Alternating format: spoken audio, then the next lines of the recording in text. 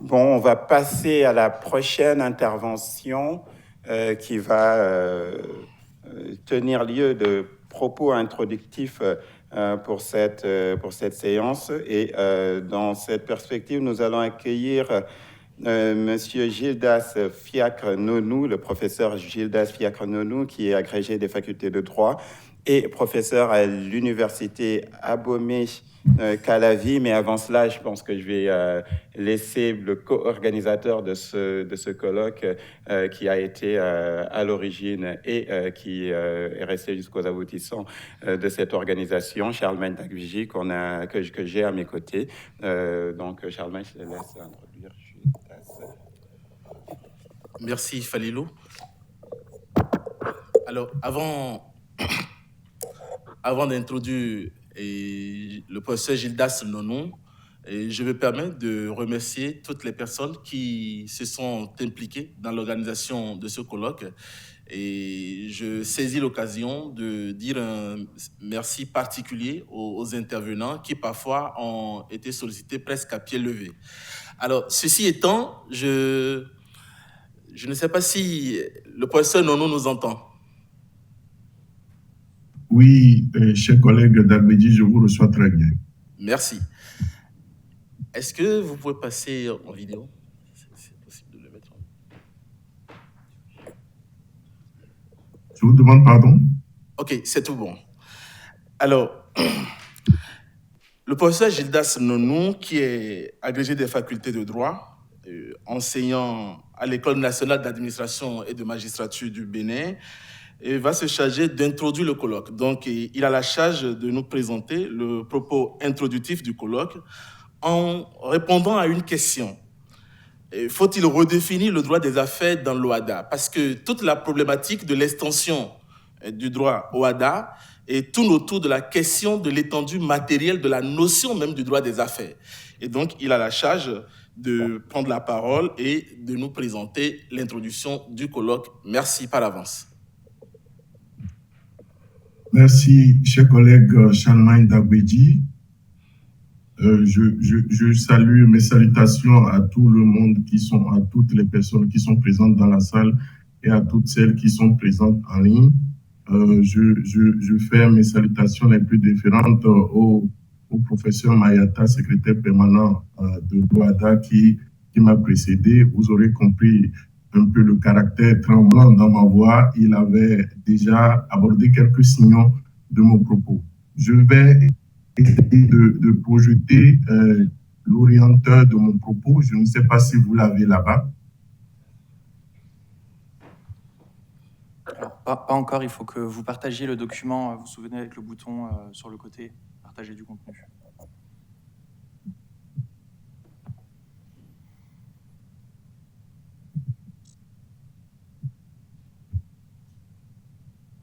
Oui, j'ai le document ouvert chez moi.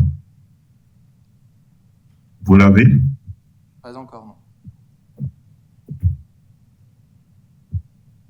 Il faut cliquer sur partager du contenu qui se trouve juste à côté du bouton de la vidéo. Partager du contenu. Et bien sélectionner le document qui est ouvert.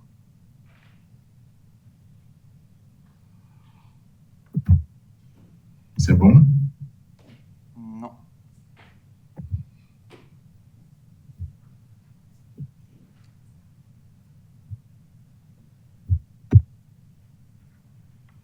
Toujours pas?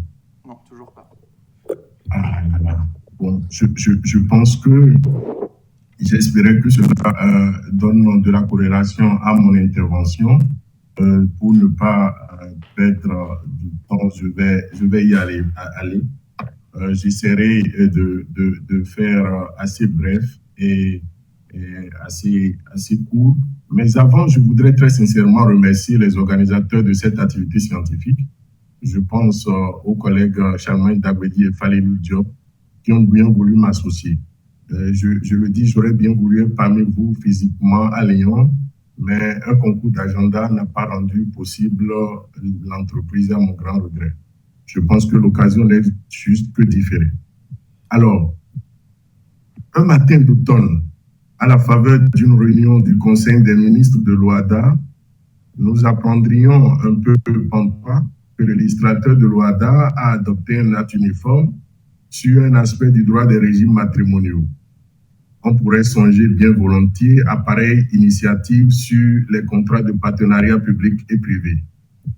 Quelle idée saugrenue pourrait-on nous objecter? Pourtant, à y penser froidement, il n'est pas impossible de trouver un lien entre l'activité des époux commerçants et le droit des affaires. D'ailleurs, les articles 9, 334, 545 de l'acte uniforme relatif aux droits des sociétés du groupement d'intérêt économique y invitent quelque peu déjà.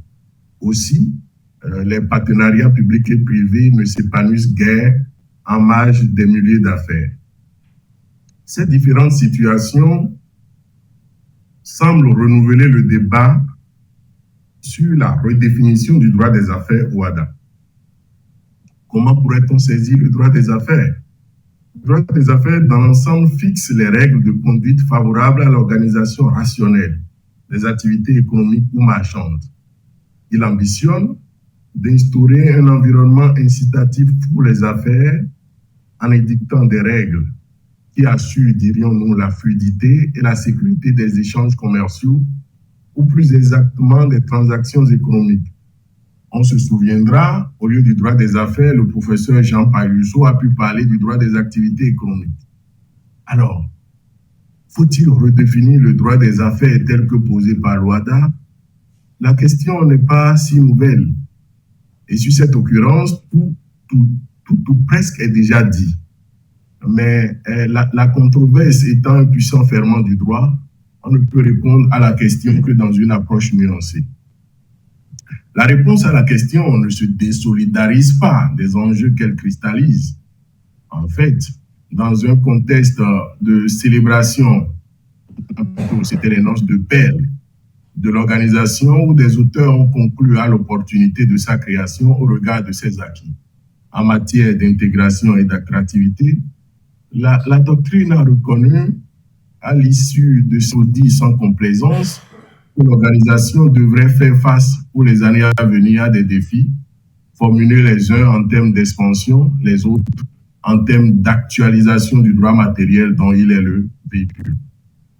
Alors, en analysant la question, on peut soupçonner, et nous dirions dans une démarche scolaire, l'appel à des réponses formulées en termes de pourquoi et par suite de comment, c'est-à-dire suivant quelle proportion. Autrement, à quel enjeu répond le besoin ou la perspective d'une redéfinition du droit des affaires? Alors, on verra bien qu'à l'échelle théorique, la cohérence et la pertinence de la définition formelle de l'outil que constitue le droit des affaires est un critère déterminant de la sécurité des affaires en ce qu'elle limite les aléas de la détermination de la loi applicable et de la juridiction compétente pour certains litiges qui sont à la périphérie du droit des affaires. À l'analyse de la question que nous nous sommes posée, on répond que l'identification du droit des affaires par le législateur est flexible, ce qui crée la nécessité de son extension qui doit cependant être contenue. Vous auriez noté les deux grands axes de nos propos. D'abord, l'identification flexible du droit des affaires. À cet égard, l'identification flexible du droit des affaires est perceptible à l'article 2 du traité. Mais au-delà de la lettre de l'article 2, il convient de poursuivre cette identification au regard des principes, dirions-nous, transcendants de l'organisation. Donc, la définition par énumération posée à l'article 2, premier mouvement de cette grande masse, définition par énumération. Alors, l'article 2 du traité contient une définition du champ matériel du droit des affaires, ce qui permet à l'OHADA de scruter de nouveaux horizons, de nouveaux champs de pratique. En effet, l'article 2 a énoncé clairement le champ matériel dans un premier temps, en citant les matières qui entrent dans le domaine du droit des affaires. Il s'agit pour l'ensemble des règles relatives aux droits des sociétés et au statut des commerçants, au recouvrement des créances, aux sûretés et aux voies d'exécution, au régime du redressement des entreprises et de la liquidation judiciaire, au droit de l'arbitrage, au droit du travail, au droit de la vente et des transports, ainsi de suite. Le secrétaire permanent l'a relevé à date. Nous avons 11 actes uniformes posés par le législateur communautaire. Mais le législateur ne se borne pas à cette énumération. À la suite, comme dans une sorte de clause parapluie, les spécialistes du droit des sociétés nous enseigneront davantage la notion. Le principe de la spécialité statutaire impose que l'objet soit déterminé et décrit dans les statuts. Et la détermination et la description attendue doivent être empreintes de limites et de précision dans la mesure du possible. La référence ici à la clause parapluie consiste donc, après une énumération assez longue des opérations que la société entend accomplir, à ajouter qu'elle pourrait réaliser ou participer à toute opération financière, industrielle ou commerciale se rattachant directement ou indirectement aux activités spécifiques. C'est la même attitude qui a gouverné le législateur après avoir défini les matières qui ont un lien étroit avec le droit des affaires. L'article 2 précise qu'entre dans ce domaine toute autre matière que le Conseil des ministres déciderait d'y inclure conformément à l'objet du traité. Dans un tel contexte, le droit matériel n'a de limite que les décisions du Conseil des ministres conformément à l'objet du traité. Mais au-delà de la définition par énumération, déjà cette clause parapluie que nous appelons ainsi est source à la fois de flexibilité, mais quelque peu d'aléa parce que on n'est pas toujours assuré de la prévisibilité de la norme qui serait posée par le législateur. Je disais que l'identification procède en second lieu de la caractérisation inférée des principes transcendants de l'OHADA. Et lorsque vous lisez les dispositions du traité, vous allez voir de façon perceptible la préance de la quête de l'attractivité économique. La quête de l'attractivité économique. Et donc, il est possible d'envisager la caractérisation ou l'identification du droit des affaires à l'aune de ces principes-là. Cela semble d'autant plus vérifié qu'au niveau du 4e paragraphe de son préambule, il est indiqué que l'OHADA a pour objectif la mise en place au sein des États membres d'un droit des affaires harmonisé, simple, moderne et adapté afin de faciliter des entreprises. L'application de ce droit devant, selon les termes du 5e paragraphe du dit préambule, garantir la sécurité juridique des activités économiques afin de favoriser l'essor de celles-ci et d'encourager l'investissement. De ce fait, tout ce qui est dans le périmètre de cette prévision, de cette disposition du préambule, du moins rattaché au droit des affaires. À côté de la quête de l'attractivité économique, le souci immédiat, c'est celui de la prévisibilité judiciaire dans l'espace. Et nous voyons bien que les questions procédurales identifient le règlement contentieux par les juridictions d'une part et les modes alternatifs de règlement des différends comme des questions relevant du droit des affaires. Et ce souci est assez manifeste et qui a donné lieu d'ailleurs à la mise en place d'une juridiction communautaire pour cerner les orientations d'ensemble que secréterait le droit des affaires. Et parce qu'il y a une définition par énumération, parce qu'il y a une caractérisation du droit des affaires inférée des principes transcendants de l'organisation, la question de l'extension est posée, la question de l'extension est discutée. En principe, tout est règle. Et cela nous permet d'aborder le second volet de notre propos, l'extension discutée, l'extension nécessaire du droit des affaires.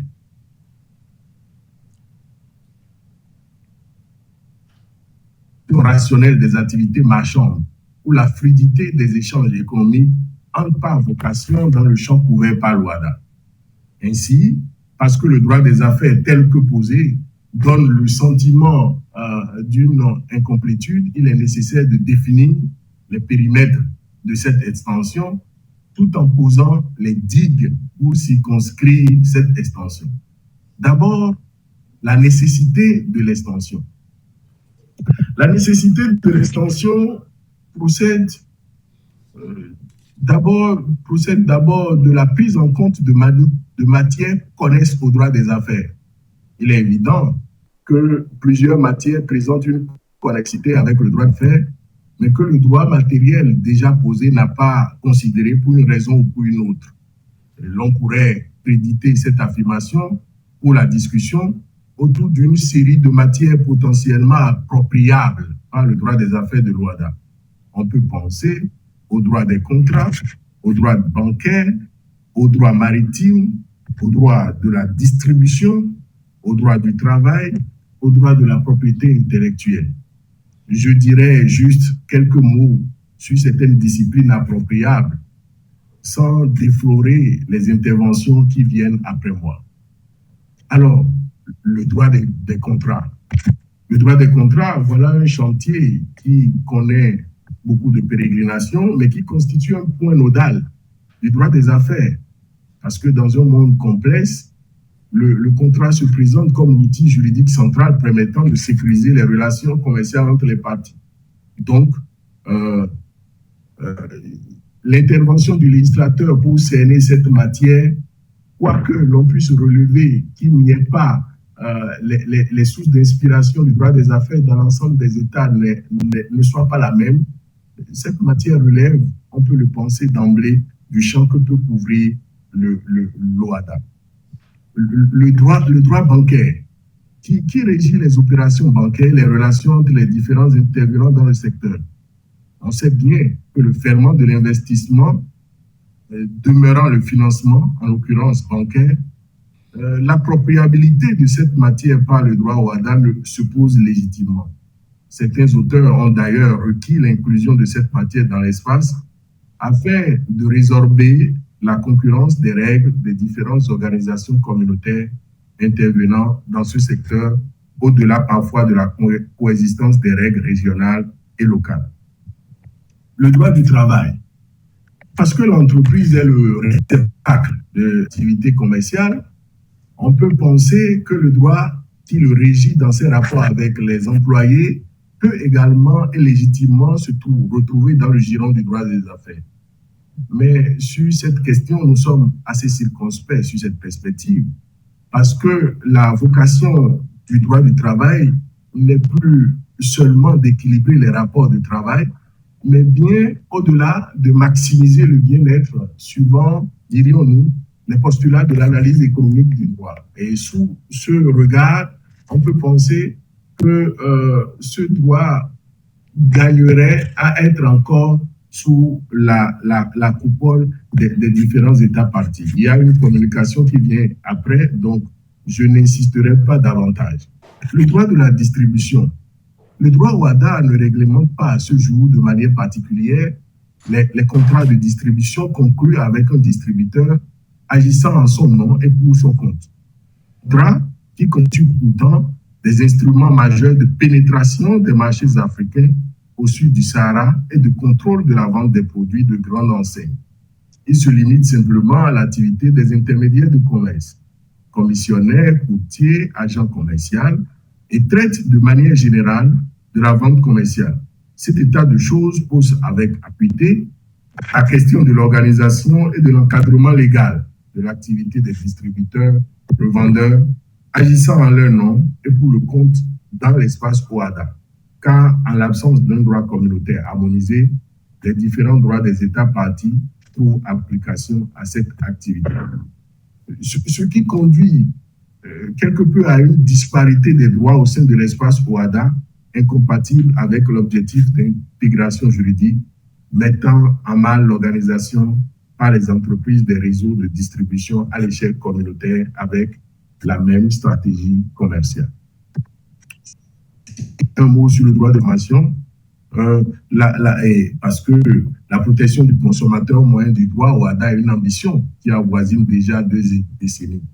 Cette ambition s'était matérialisée par un projet d'acte uniforme, mais cet acte uniforme ce projet, tôt décrié sous l'argument de légitimité douteuse du droit OHADA à protéger le consommateur, ce texte a été vite déclassé et le terrain fut balisé pour l'émergence d'autres normes consuméristes concurrentes. On peut reposer la question. Pour l'heure, l'idée de protection du consommateur par le droit OHADA est encore hypothétique, car ces concurrences normatives constituent des obstacles sérieux pour l'essor du projet d'acte uniforme par l'organisation. Alors, on pourrait multiplier les exemples, considérer le droit d'été intellectuel et d'autres considérations. Le terrain que peut occuper en matière d'extension le législateur communautaire en droit des affaires est large. Mais qui dit possibilité d'extension dit limite à accorder à cette extension, parce que en même temps que le droit des affaires doit introduire de la sécurité, de la fluidité et de la sécurité à l'investisseur, cette extension doit être circoncise pour ne pas poser plus que cela ne pourrait l'être des préoccupations aux différents États. Nous allons évoquer quelques-unes des problématiques que pose la nécessaire circonscription de l'extension. Il y a d'abord, parce que la crainte est que l'OHADA, à force de s'étendre, va se penser à la fable de La Fontaine, la bourgoule est devenue un bœuf. À force de s'enfler, elle peut perdre de son essence et la délimitation de son objet pourrait se trouver assez aléatoire. Donc, problématique, la prise en compte de l'objet d'autres organisations internationales, parce que le terrain sur lequel opère, le terrain normatif sur lequel opère le législateur communautaire est partagé avec d'autres organisations communautaires, comme la CEMAC, l'UEMOA, la CEDEAO.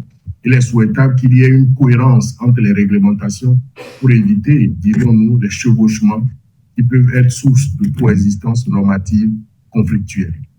D'autres points, il faut quand même laisser un pouvoir normatif aux États, parce qu'en étendant son champ normatif à je n'oserais pas dire à l'infini, l'OHADA rayerait de fait sur les compétences du législateur et donnerait la possibilité d'adapter en donnant la possibilité d'adapter leur droit à des choix économiques particuliers sur le long terme. Et en lien avec cette problématique, sur le terrain procédural, on ne manquera pas d'évoquer les problèmes d'interprétation et d'harmonisation. La problématique des pouvoirs mixtes reste entièrement non résolue. On peut réfléchir également sur l'extension procédurale. Vous voyez qu'il y a beaucoup d'éléments que l'on pourrait évoquer dans ce propos introductif. L'idée, c'est d'introduire les propos. Je vais m'en arrêter là et je vous remercie de votre aimable attention.